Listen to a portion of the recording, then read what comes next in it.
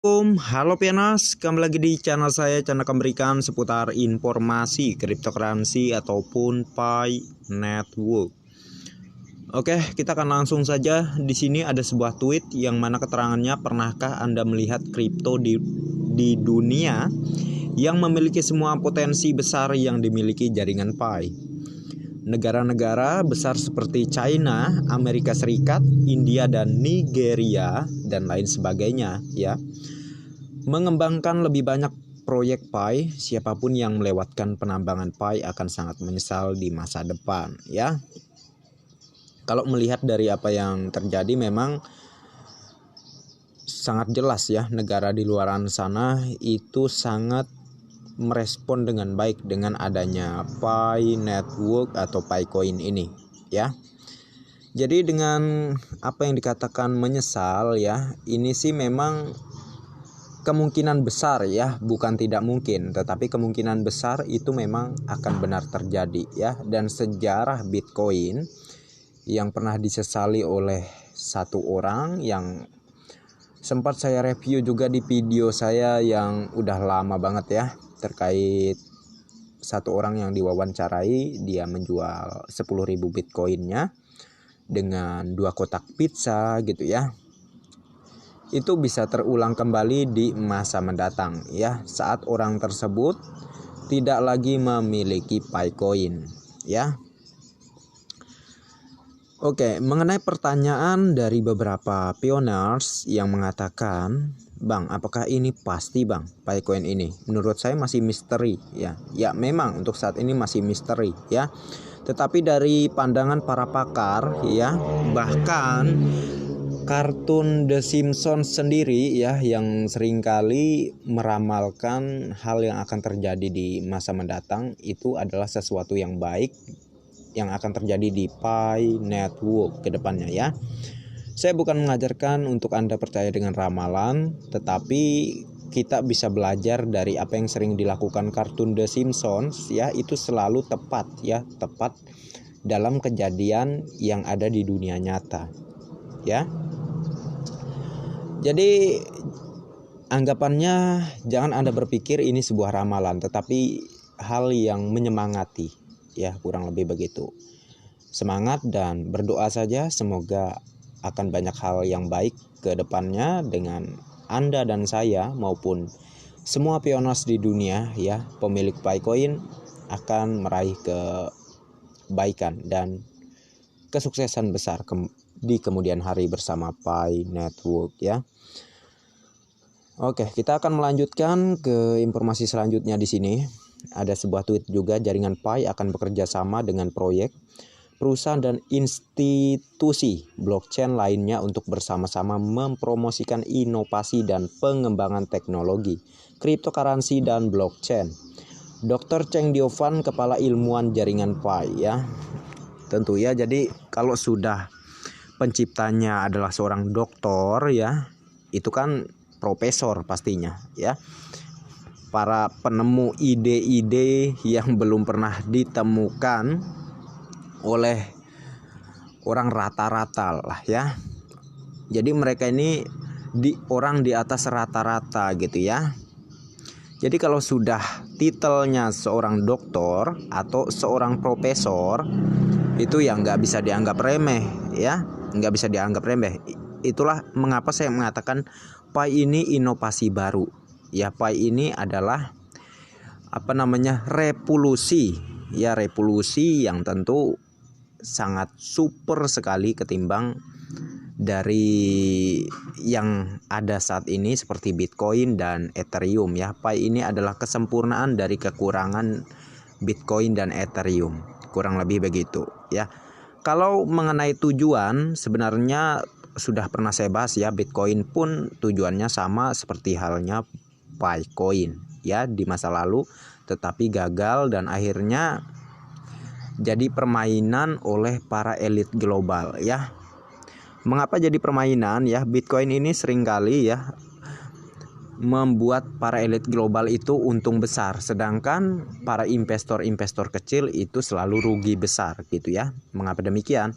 Ya, para elit global seperti halnya Elon Musk mengatakan Bitcoin maksudnya ya menyindir gitu ya terkait Bitcoin harganya langsung melambung tinggi.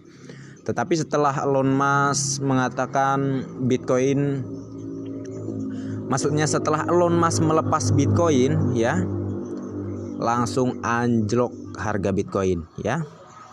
Yang tadinya melambung tinggi banget dan sekarang hanya menjadi 300 jutaan ya. Itulah mengapa saya mengatakan Picoin ini permainan dari para elit global gitu ya. Beda halnya untuk Picoin. Picoin ini adalah untuk kesejahteraan dan kemakmuran bagi masyarakat biasa ke depannya. Ini suatu hal yang mulia sekali yang diciptakan oleh dua doktor dari Universitas Stanford ya, kepala ilmuwan jaringan Pi. Ya, jadi harusnya kita bersyukur bisa ada di proyek ini, bisa bergabung di proyek ini ya. Jadi sahabat Pionersku semua, tetaplah maju ya, tetaplah mining dan tetaplah menjaga Picoin-nya ya. Jangan sampai kalian hanya karena ejekan dan bulian kalian akhirnya berhenti ya. Itu terlalu terlalu lemah banget lah mentalnya lah ya.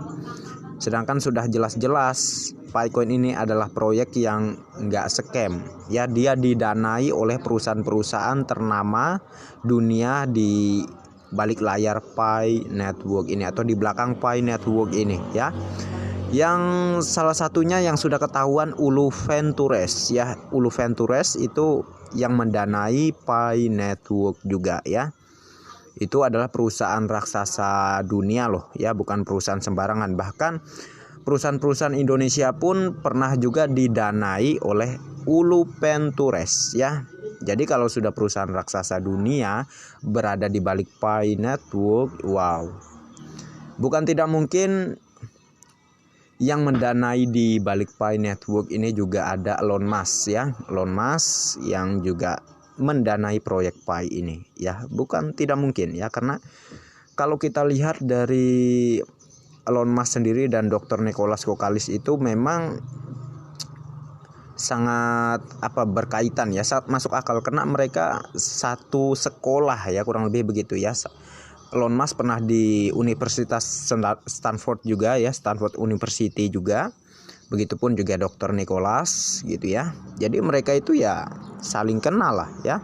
Jadi kalau urusan bisnis tentu saja mereka ada kerjasama tentunya. Apalagi Elon Musk akan menciptakan Pi-phone ya, Pi-phone yang mana di situ berlogokan Pi ya. Itu akan, kalau sampai tercipta HP itu ya sudah resmi, wow, seperti iPhone ataupun handphone canggih lainnya itu akan tersaingi tentunya.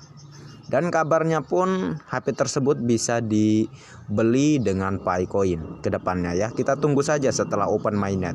Akan ada hal-hal baik apakah yang akan bisa kita dapatkan ke depan.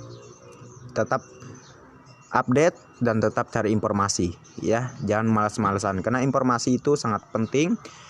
Bisa menambah wawasan dan ilmu ya, dan tidak membuat kita bingung ke depannya untuk bagaimana cara penggunaannya Picoin, bagaimana cara pencairannya atau segala macamnya. Tentu kita memerlukan informasi ya. Jadi sangat salah bagi yang menyalahkan, maksudnya sangat salah bagi Anda yang mengatakan bahwa konten kreator itu hanya mencari untung. Justru kalau Anda tidak mencari informasi, Anda akan rugi ya.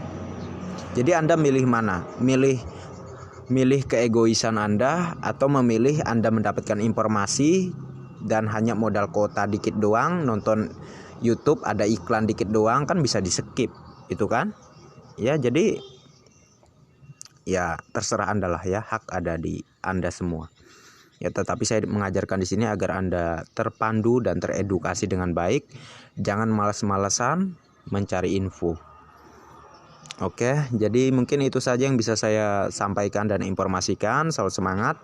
Salam cerdas Indonesiaku. Sekian dulu videonya dan sampai jumpa di video-video selanjutnya. Sebelum saya akhiri, jangan lupa tekan tombol like dan subscribe-nya, dan jangan lupa juga aktifkan notifikasi loncengnya agar setiap saya mengupload video terbaru ke depannya, tentunya Anda lah yang akan lebih awal menerima notifikasinya. Oke, next time. Assalamualaikum warahmatullahi wabarakatuh. Bye bye.